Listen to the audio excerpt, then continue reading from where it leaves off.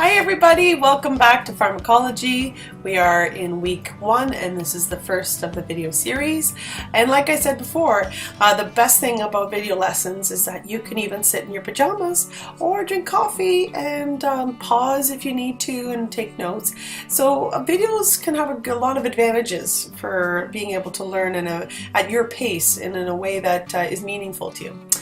Anyways, we're going to dive right into the history of pharmacology, one of the most exciting parts that I like. I love history. I'm a big history buff. It's probably because my dad used to be a history teacher and a geography teacher, so he'd quiz us all the time. So history is something I really enjoy.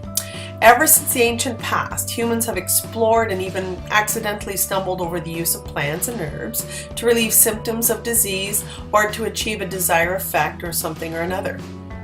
Records describing the use of plants or herbs to relieve symptoms exist in every culture dating back to antiquity and throughout the Dark Ages. Alcohol, tobacco, herbs, minerals, metals, teas were all widely used as medicine among early populations. Dating back to 4000 BC, poppy seeds were cultivated, particularly throughout ancient civilizations such as Persia, Egypt, and Mesopotamia, for the drug known today as opium. A type of medicine called Ayurveda, for example, is one of the world's oldest medical systems, originating in India more than 3,000 years ago. In conjunction with other practices, herbs, metals, and minerals are used to provide holistic healing and continues to thrive as a viable traditional healthcare system in India to this day. A manuscript written by Samuel Dale in 1693 entitled Pharmacologia San Maneductu and Materiam Medicum, which I cannot pronounce to save my own life, but anyway, that was the first recorded reference to pharmacology. In the 18th century, opium would be responsible for causing a rise in widespread addiction, particularly in China and industrialized America.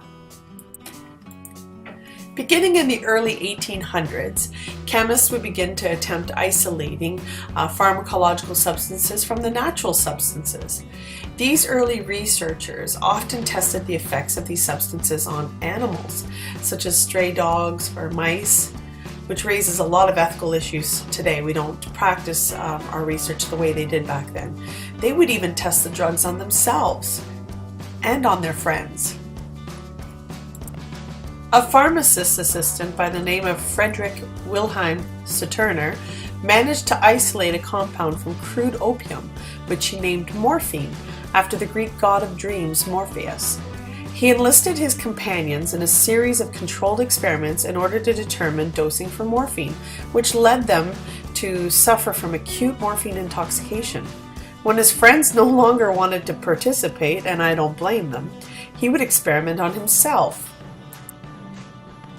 A chemist by the name of Humphrey Davy experimented on himself with a new intoxicating gas called nitrous oxide, which promptly got nicknamed laughing gas. For a brief time, there was a trend for hosting gas parties among experimenters and their friends. Today, we use nitrous oxide as a powerful anesthetic. The first department of pharmacology was established in Estonia in 1847. In recognition of the need to establish pharmacology as an exact science, understanding how drugs or poisons produce their effects. Andrew F. Holmes became the first chairman of Canada's first department of pharmacology at McGill Medical Institution in 1824. Today it remains a thriving institution for study and research. There are currently at least 17 departments of pharmacology in Canada.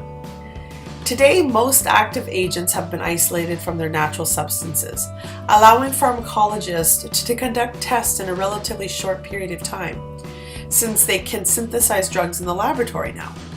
We have an advanced understanding of the effects of drugs right down to the molecular mechanism of action. The focus of pharmacology is to relieve suffering and to improve quality of life. Here's a critical thinking question for you. How does the role of consumerism affect the focus and purpose of pharmaceuticals?